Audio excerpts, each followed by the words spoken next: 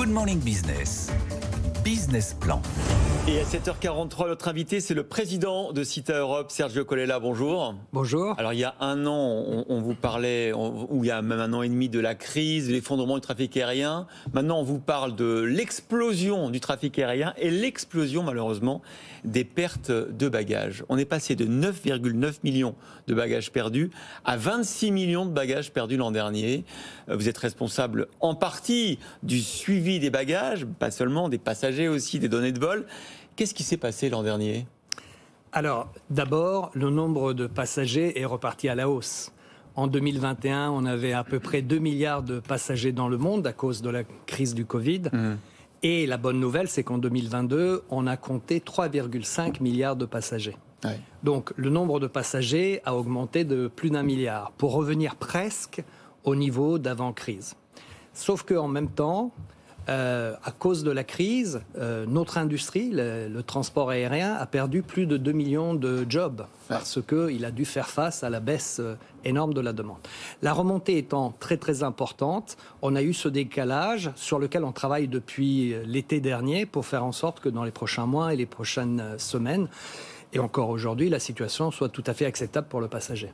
Et pour le passager et pour la compagnie aérienne, parce que 7,6 bagages sur 1000, ça coûte très cher, perdus. Absolument. Vous parliez de 26 millions de bagages perdus ou mal acheminés. Dans la plupart des cas, les bagages sont retrouvés et ensuite amenés aux passagers. Mais il faut considérer que ça coûte environ 100 € par bagage reacheminé à la compagnie aérienne. Ce qui veut dire une perte de 2,6 milliards de dollars pour l'ensemble du transport aérien. C'est énorme. Alors Cita, vous êtes spécialiste de toutes ces solutions de gestion des flux dans les aéroports. Qu'est-ce qu'on peut faire concrètement pour baisser ce chiffre ? Est-ce qu'il faut mettre des balises sur chaque bagage ? C'est quoi vos solutions ? Il y a deux types de solutions. Les solutions qu'on met en place maintenant, qui sont liées à la digitalisation. La situation... C'est les étiquettes sur les bagages. C'est les étiquettes, c'est le fait de mettre en place des traitements automatisés de dépose de bagages, le fait d'utiliser des logiciels qui permettent de, automatiquement, lorsqu'un bagage est mal acheminé, le mettre dans le bon avion pour qu'il rejoigne le passager. Donc tout cet ensemble de solutions, c'est le fait aussi de donner des informations aux passagers le plus vite possible pour que le passager puisse savoir où se situe son bagage. Ça, c'est les solutions qu'on met en place maintenant, que les compagnies aériennes, que les aéroports mettent en place maintenant pour faire en sorte que l'été se passe bien et que la situation soit bien meilleure. Sauf que vous nous dites qu'en fait, le problème, il est humain, que c'est un problème des 2 millions de personnes qu'on a perdues.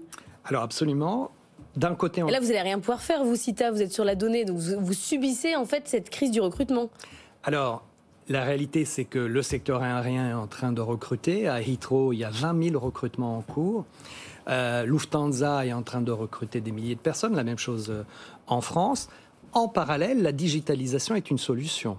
La digitalisation, l'automatisation permet de faire en sorte qu'il y ait une meilleure efficacité, une meilleure productivité. C'est quoi les solutions de demain ? Parce que vous disiez, ça c'est ce qu'on fait aujourd'hui. Qu'est-ce que vous allez faire demain ? Alors ça, c'est les solutions d'aujourd'hui qui sont mises en place pour que notre expérience soit meilleure au jour le jour dès 2023.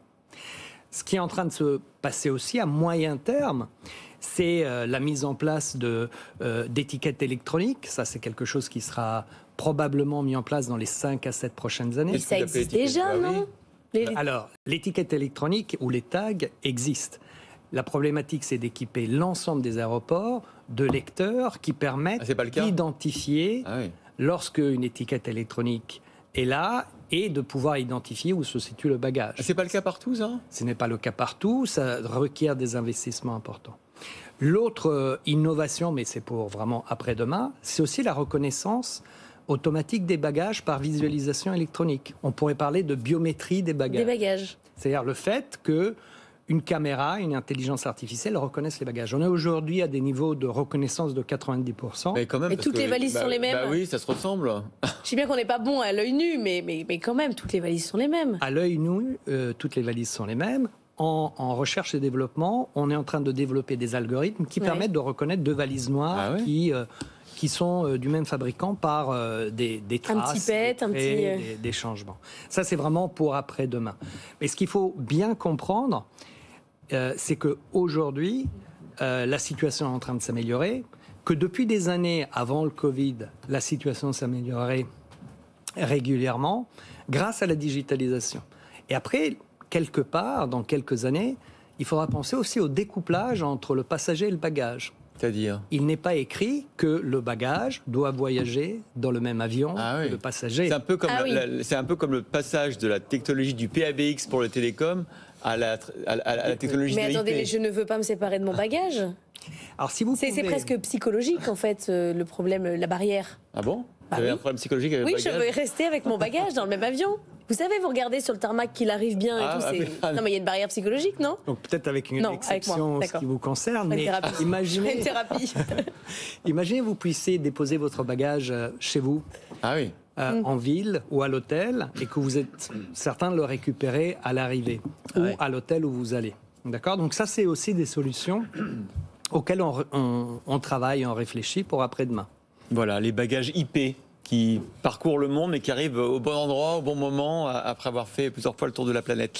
Merci beaucoup à Sergio Colella, président de Cita Europe, d'avoir été avec nous. On espère qu'il y aura plus ces images qu'on a vues l'été dernier, de monceaux de bagages dans les aéroports cet été.